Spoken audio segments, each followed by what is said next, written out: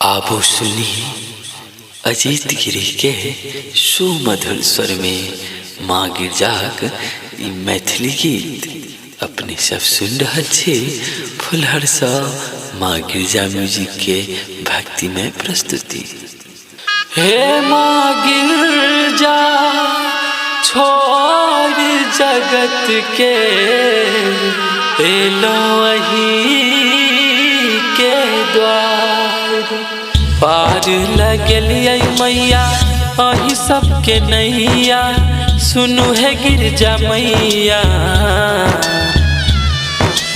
पार लगलिए मैया अही सबके नैया सुनु है गिरजा मैया। नजरिया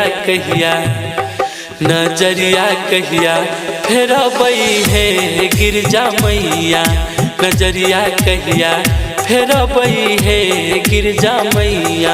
हे गिरजा मैया हे गिरजा मैया बेटा द्वार बैठ का कन्हैया। हे गिरजा मैया बेटा द्वार बैठ का कन्हैया। नजरिया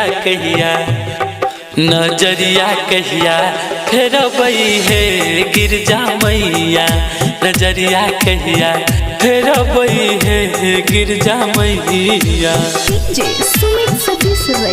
नजरिया कहिया फिर बई है गिरजा मैया। नजरिया कहिया फिर बई है गिरजा मैया।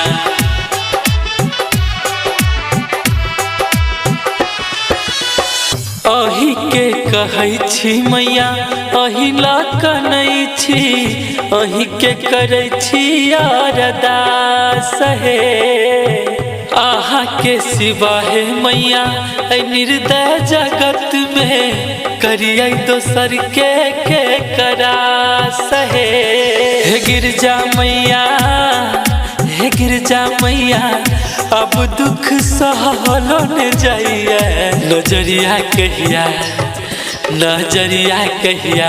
फिर बई है गिरजा मैया। नजरिया कहिया फिर बई है गिरजा मैया। नजरिया कहिया फिर बई है गिरजा मैया। नजरिया कहिया फिर बई है गिरजा मैया। गबै छी गीत हम अही के मैया सुनबै माँ ध्यान लगाई है। अजित गिरी सा कोनो भूल चुक है तई देबै मैया गिरजा बिसराई है। हे गिरजा मैया पार लगेबै हमरो नैया। नजरिया कहिया फिर बई है गिरजा मैया।